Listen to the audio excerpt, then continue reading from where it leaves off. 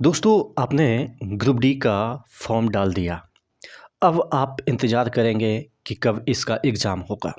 इसी बीच different different exam के यानी कि एनटीपीसी के हो या आपके आरपीएफ के हो, ये सब जो नोटिस है वो बीच में आते रहेंगे। जैसा कल आया था कि आपका जो जेईई का जो एग्ज़ाम है सीबीटी 2 उसको रीशेड्यूल किया। तो बहुत सारी चीज़ें आते ही रहेंगे। उससे आपका ग्रुप डी का जो एग्ज़ाम डेट है वो रिलेटेड भी है। इसीलिए हम इन सभी एग्ज़ाम के बारे में चर्चा कर रहे हैं कि कौन नोटिस कब आता है। अब आपके जो चीज़ें हैं वो भी आना चालू हो जाएगा डेटा आरटीआई के माध्यम से कि कौन से ज़ोन में कितना फॉर्म डाले गए हैं। तो इस वीडियो में हम कंपाइल करेंगे जितने भी फैक्टर ग्रुप डी को अफ़ेक्ट करते हैं, कितना कट ऑफ जाएगा, कितना फॉर्म डाले गए हैं, क्या हो सकता है इन फ्यूचर, तमाम चीज़ों के बारे में डिस्कस करेंगे। चैनल पे नए हैं तो सब्सक्राइब कर लीजिएगा। अगर आप ग्रुप डी की तैयारी कर रहे हैं तो ओली बोर्ड आपके लिए लाया है India RRB group D live test, जो कि प्योरली फ्री है। 8 लैंग्वेज में ये आपको मिल जाते हैं। यहाँ पे रजिस्टर करके आप एनरोल हो सकते हैं। 5 मार्च से शुरू होकर ये 6 मार्च 7 बजे तक यहाँ पे आप मॉक टेस्ट लगा सकते हैं। अगर आप नए यूजर हैं तो आप साइन अप कीजिएगा, नहीं तो साइन इन कीजिएगा और इस तरीके से रेलवे वाला जो इंटरफेस है उस पे चले जाइएगा। रेलवे के ग्रुप डी का जो वीकली लाइव टेस्ट है वो ओपन हो जाएगा। यहाँ पे क्लिक कीजिएगा, इस तरीके से क्लिक कीजिएगा तो आप किसी भी लैंग्वेज में देना चाहते हैं उस लैंग्वेज को सिलेक्ट कर लीजिएगा। सपोज हम हिंदी में देना चाहते हैं तो हिंदी में इस तरीके से हमने सेलेक्ट कर लिया। अब यहाँ पे आपको सबसे ऊपर जो है वो ब्लू में जो लाइव टेस्ट है वो दिखना चालू हो जाएगा। इस पे क्लिक करके आपको जो है वो टेस्ट लगाना है। ठीक है, यहाँ पे आपको थोड़ा सा समय लगेगा। स्टार्ट इन यहाँ पे देखिएगा 7 सेकंड यहाँ पे जो है वो आपको देखना चालू हो जाएगा। अब यहाँ पे जैसे ही ये टाइम पूरा होता है उसके बाद ये टेस्ट आपको स्टार्ट करना है। ठीक है, तो अब यहाँ पे देखिएगा टोटल नंबर ऑफ क्वेश्चन दिखा देगा, यानी कि जो आपका कितने मिनट में आपको कितने करेक्ट के लिए मार्क्स मिलेंगे, इनकरेक्ट के लिए। उसके बाद स्टार्ट टेस्ट जैसे ही कीजिएगा तो यहाँ पे आपको टेस्ट चालू हो जाएगा। ठीक है, टाइमिंग यहाँ पे आपको टाइमिंग भी जो है वो घटना चालू हो जाएगा।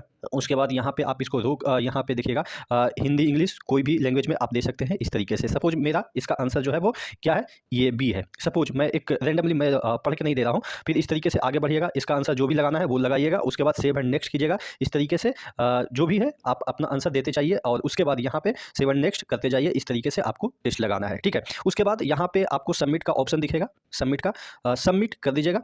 सबमिट करने के बाद यहाँ पे आपको सबमिट का ऑप्शन फिर से दिखाएगा या रिज्यूम, यानी कि पुनः बनाना चाहते हैं या सबमिट करना चाहते हैं। हम फाइनली आपको सबमिट करके दिखाते हैं। तो इस तरीके से सबमिट हो जाता है। सबमिट होने के बाद आपको अटेम्प्ट दिखाएगा, कितना अटेम्प्ट हुआ, करेक्ट कितना हुआ, रॉन्ग वगैरह वगैरह, यानी कि डिटेल एनालिसिस मिल जाएगा। परफॉर्मेंस किस तरीके का है, आपका एक्यूरेसी क्या है, परसेंटाइल स्कोर क्या है, वो तमाम जो चीज़ें हैं वो आपको देखने को मिलेगा। जनरल साइंस में आपने कितना करेक्ट किया, इंटेलिजेंस में कितना करेक्ट किया, ये सब डिटेल एनालिसिस आपको यहाँ पे सब्जेक्ट वाइज भी देखने को मिल जाता है। और जाइएगा तो इस तरीके से आपको डिटेल साइंस में आपका कैसा रहा, स्कोर पुअर है या अच्छा है, किस तरीके गुड है, एक्सीलेंस है, इस तरीके की चीज़ें देखने को मिलेगी। कंपैरिजन कीजिएगा तो इस तरीके से परसेंटाइल और स्कोर आपको कंपैरिजन देखने को मिलेगा। तो नीचे डिस्क्रिप्शन बॉक्स में लिंक दिया हुआ है, वहाँ से जाके जल्दी इस टेस्ट को लगाइए।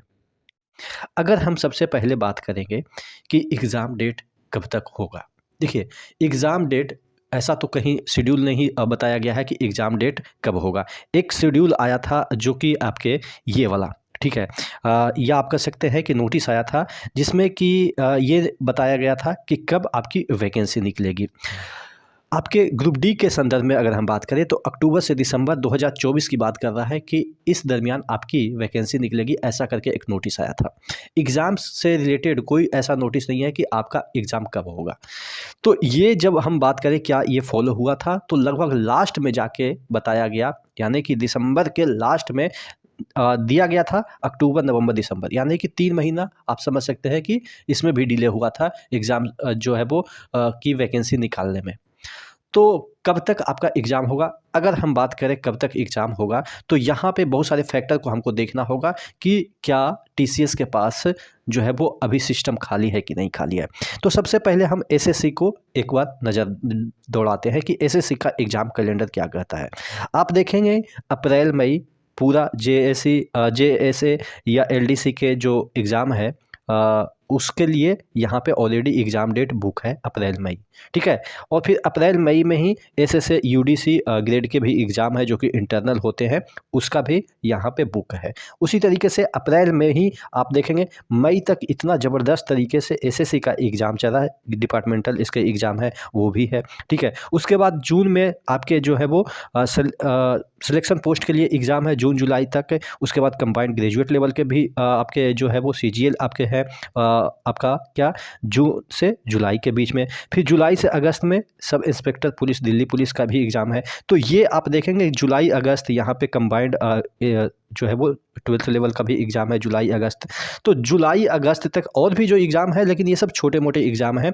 जैसे आपका जो है वो स्टेनोग्राफर वगैरह में काफ़ी कम फॉर्म गिरते हैं। तो जुलाई अगस्त तक तो आपके यहाँ पे एसएससी के ही कैलेंडर से भरे पड़े हैं। उसके बाद हम बैंकिंग की ओर बढ़ जाते हैं, चूँकि बैंकिंग का भी एग्ज़ाम आपके जो है वो टीसीएस ही कंडक्ट कराता है। बैंकिंग की ओर बढ़ते हैं तो बैंकिंग में भी आप देखेंगे कि जुलाई अगस्त तक आपके प्रीलिम एग्ज़ाम हो रहे हैं। और इधर तो आपके पॉसिबल नहीं है कि 2 महीने के अंदर एग्ज़ाम कंडक्ट करा लें, चूँकि पहले तो ये आपके जो है वो फ़िल्टर करेंगे, जितने भी आपने फॉर्म डाले हैं ग्रुप डी में उसको फ़िल्टर करेंगे। उसके बाद फिर से आप उसमें करेक्शन करेंगे। तो बहुत सारी चीज़ें प्रक्रिया अभी करते-करते कि मिनिमम तो आपको अभी मार्च चालू है, मार्च अप्रैल तो आपको यही सब चीज़ों में चला जाएगा। मार्च अप्रैल चला जाएगा, जून जुलाई में आपने देखा अगस्त तक इतने सारे एग्ज़ाम इसको कंडक्ट कराने हैं। तो जुलाई तक और अगस्त तक पॉसिबल तो दिख ही नहीं रहा है। आप देखेंगे कि यहाँ पे भी आपके जो है वो अगस्त में प्रीलिम एग्ज़ाम है बैंकिंग के। और भी अगर हम स्टेट एग्ज़ाम की हम बात करें तो स्टेट एग्ज़ाम भी आपको कंडक्ट करानी होती है टीसीएस के पॉइंट ऑफ व्यू से बात करें तो इस वजह से अगस्त तक तो कोई आपको लीजर पीरियड टीसीएस के पास नहीं मिल रहा है। तो मोस्ट प्रोबेबली ऐसा संभव है कि सितंबर में आपके एग्ज़ाम कंडक्ट हो जाए। सितंबर की मैं बात कर रहा हूँ। तो अभी भी आपके पास मार्च पूरा पड़ा है, अप्रैल, फिर अप्रैल के बाद मई है, जून है, जुलाई है, अगस्त है। तो 6 महीना आप यकीन मानो, हाँ, अगर 6 महीना के अंदर अगर एग्ज़ाम ले लेती है तो so well and so good. लेकिन मुझे नहीं लग रहा है कि सितंबर से पहले, जिस तरीके के एग्ज़ाम आपने देखा होगा कि एएलपी में कितने दिन लग गए, ठीक है, एग्ज़ाम कंडक्ट कराने में कितने दिन लगे, और जेईई का भी आपने देखा होगा कि बहुत दिन लग गए। तो इस तरीके से चूँकि ग्रुप डी में नंबर ऑफ़ कैंडिडेट भी काफ़ी है, उस पे भी अभी चर्चा करने वाले हैं। तो सितंबर या सितंबर के मिड में मुझे लग रहा है कि 100% सितंबर में लगभग चालू हो जाएगा। आपका क्या राय है कि कब तक एग्ज़ाम चालू हो जाएगा? आप नीचे कमेंट बॉक्स में कमेंट करके ज़रूर बताइएगा। चलिए अब बात कर लेते हैं कि कितने लगभग सभी जगह से फॉर्म गिरे हैं। तो देखिए, अगर हम बात करें फॉर्म गिरे हैं तो इस बात पे निर्भर करता है कि आपकी वैकेंसी कितनी है।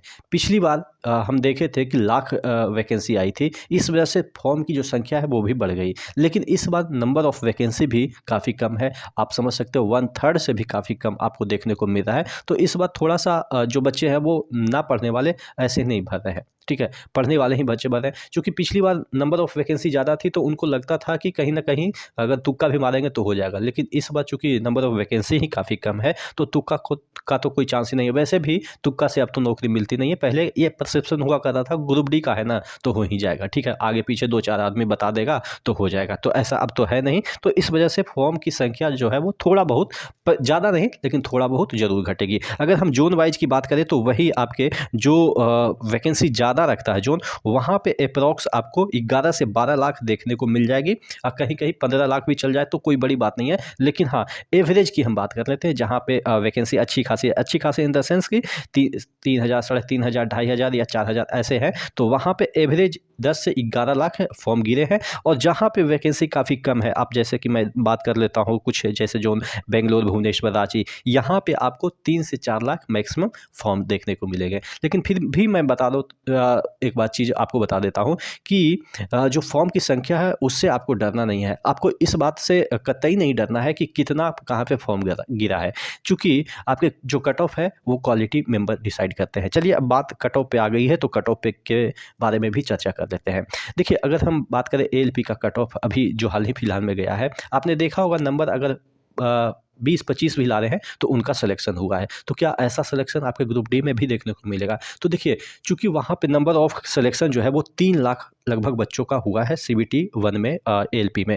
लेकिन यहाँ पे अगर हम सिलेक्शन की बात करें तो 80 से 85 हज़ार ही लगभग सिलेक्शन होगा। क्यों मैं 80 से 85 बात कर रहा हूँ? चूँकि नंबर ऑफ कैंडिडेट जो है वो वैकेंसी के 3 गुना बुलाए जाएँगे। लेकिन कुछ इसमें ऐसे भी कैंडिडेट होंगे जो कि सीसीए वाले होंगे, जिनको कि फिजिकल के लिए बुलाया ही नहीं जाएगा, उनको 1 ही रेशियो में बुलाया जाएगा। तो इस वजह से अगर हम 32 हज़ार की हम बात कर रहे हैं वैकेंसी की, तो 32 × 3 कितना हो जाता है? लगभग 96 हो जाता है, 96 हज़ार। लेकिन 96 हज़ार तो नहीं बुलाए जाएंगे, क्योंकि उसमें 10% वो भी बच्चे हैं जो कि CCA वाले हैं, तो उनके लिए अलग से आप समझ सकते हैं CCA वाले 10% या 20% है।